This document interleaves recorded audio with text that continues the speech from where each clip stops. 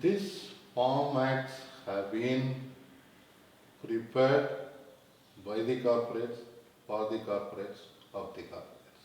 The pricing will not be decided by the farmer, it will not be decided by the government, and it will be decided by the corporate. Not a single farmers organization was called for discussion, not a single traders association was called for discussion. India is not a unitary state, it is a federal structure of all the states. States have their own rights. அன்றாட சமூக அரசியல் நிகழ்வுகளை பேசுவோம் திண்ணையில். A warm welcome to Thinnai TV audience. We have Thomas Franco sir, who is former General Secretary of All India Bank Officers Confederation and Joint Convener People First. We will be discussing with him regarding the farm laws. Vanakkam sir. Sir, how do you see the farm laws? PM and ministers say that it is good for the farmers. What is the view about the farm laws, sir? These farm acts have been prepared by the corporates, for the corporates, of the corporates. In no way it is going to help the farmers, it is going to help the corporates. How?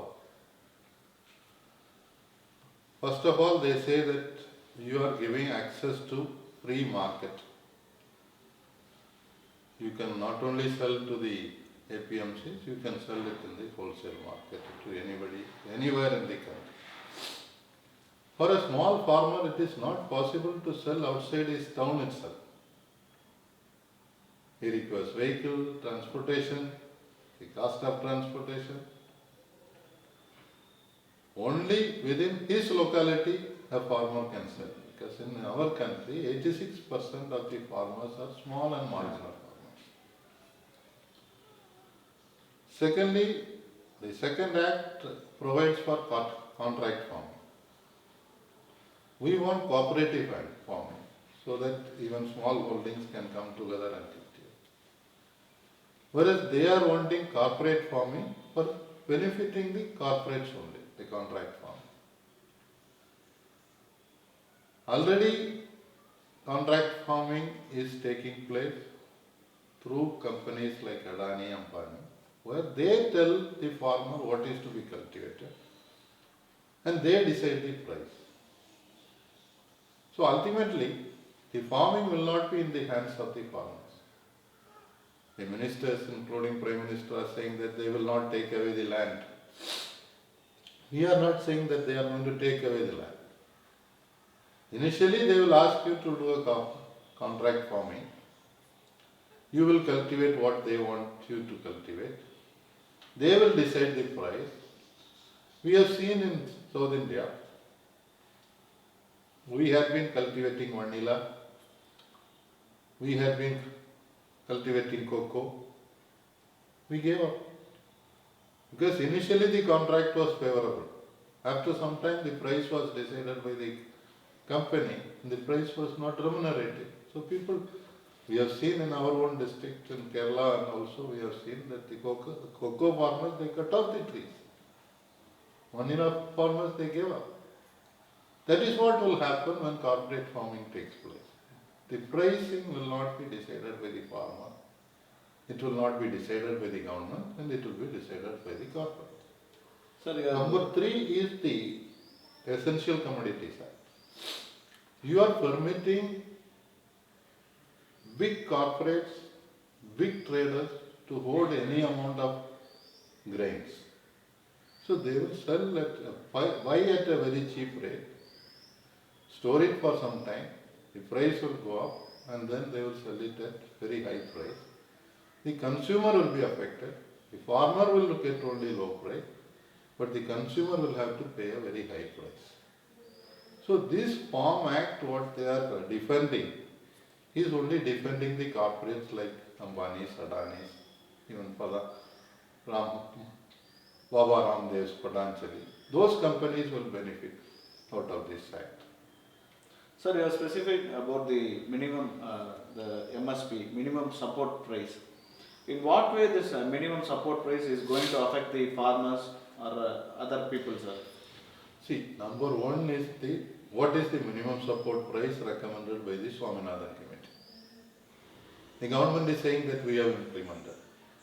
Swaminathan Committee says that you have to take into account the input cost, the production cost, the amount of employment you are involved, that is, the family is involved in the cultivation, that cost also should be taken into account. And also you should take into account, suppose you give that land to somebody else to cultivate, what income you will get out of that. All this should be taken together. Then they have a formula called C2. The C2 is the input plus family cost plus the probable income you will get. Calculate that and give 50% more of that. Then only the farmer will be able to make a living out of that, because your input cost is increasing day by day. But the government has not given use to that formula so far. Secondly, minimum support price will be meaningful only if the government is purchasing the commodities. Today in some states that like Bihar, they stopped purchasing from 2006. So though the government announces the minimum support price for paddy as 1,800, the farmers are selling for 1,000 because the local market the demand is only for 1,000. So the minimum support price will be meaningful only if there is government purchase. Sir, how you are saying this, sir? Because minimum support price is brought by the government, how it will benefit the corporates? Here minimum support price is going to be taken away indirectly. The government will announce that yes, for paddy this much, wheat this much. There are only 18 items today now they are covering. And only paddy and wheat is normally purchased regularly. But when you allow it free to the market, and if the government is not purchasing, automatically the price will go down. So the corporates will be purchasing at a much cheaper rate. And here that nexus is coming through the contract farming. The banks will ask the farmers to take loan. If you have a contract, the bank will also give loan to that corporate. So ultimately, what is to be cultivated also will be decided by the corporate, and the purchase price will also be decided by the corporate. Minimum support price, if you just announce without purchase, that becomes meaningful, and it will definitely finally help only the corporates. Sir, but when a law comes, the government brings it only for the welfare of people, right? How you are saying the laws are not for the people? See, the farmers also wanted changes in laws. But a law has to be enacted with discussion with the stakeholders. Here, who are the stakeholders? One is the farmer, next is the trader, small traders, then the beneficiary, who is the consumer, you and me. Did the government consult any of these people? Not a single farmers organization was called for discussion. Not a single traders association was called for discussion. Even in the parliament, which is supposed to be representative of the people, there was no discussion allowed in the Rajya Sabha. So when you enact a law without consulting the people, but only they say we consulted some people. It now becomes clear that they have consulted only the corporates. They have their people in the parliament, they have their people in the bureaucracy, they have their people in the Niti Aayog. The Chief Executive Officer of Niti Aayog, Amitabh Kant, openly says that India has too much of democracy, it's not good. You don't have to have so many small and micro enterprises and all. Let the economy be handled by 5 to 6 corporates. conglomerate, oligarchs. He is openly saying that they will control everything, hand it over. They are more efficient. What will happen? We will be at the mercy of the corporates. Whatever you buy, it will be their product. The price will be determined by them, and you will be forced to buy those products. Sir, what will be the outcome of this, sir? Only the farmers will be affected by these laws, or the general public will also get affected of these laws? More than the farmers, the general public, the consumers will be affected. Because the prices will go up drastically. Number one, the Food Corporation of India today, which is procuring rice, wheat and distributing to the public distribution system, over a period of time it will disappear. That will be entirely taken over by the corporates. Already 40% of their operations is given to Adani. Adani has built up huge godowns. He has registered 21 companies. He is controlling 12 ports, 6 airports. So now he will control the entire logistics for the food supply chain. So the prices will be determined by them. Now, in majority of the states, poor people, even middle class, they are surviving because of the ration. States like Tamil Nadu, it is free ration. Some other states, they pay a small amount, 2 rupees per kg. So that way people are able to survive. But once the price of wheat and paddy goes up, the government will not be able to purchase it. Because already the central government is on debt, state governments are on debt. So they will say that beyond this, it is the market which has to decide. So the prices will go up many times. Already the country is having so much of malnutrition. So what will happen is, poor people will not be able to have nutritious food. They won't be able to have 3 times staple food. Poverty will increase, unemployment will increase, suicides will increase, rioting will increase. The country will be badly affected. Only thing is that it will not take place tomorrow. It may be after 6 months, it may be after a year. But ultimately, this is what is going to happen if these acts are implemented and the entire value chain, supply chain is handed over to the corporates.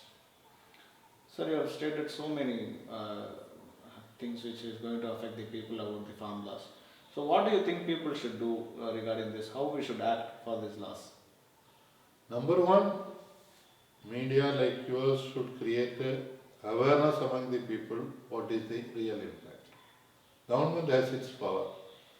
So they have all the TV channels and they have the support of the corporates. Ambani has 72 channels. Nobody knows. So they control what you have to see and what you will watch in the TV. In addition, government is forcing every channel that you show the speech of the Prime Minister, the ministers.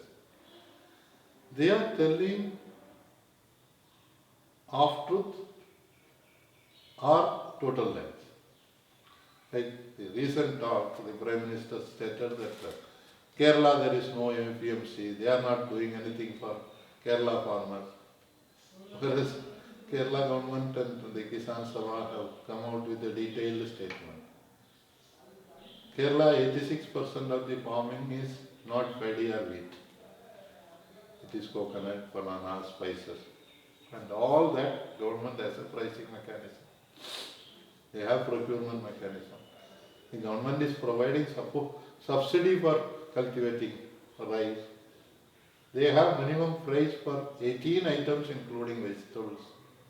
The government is intervening. Government of India should copy what is happening in Kerala. Instead of that, they are accusing.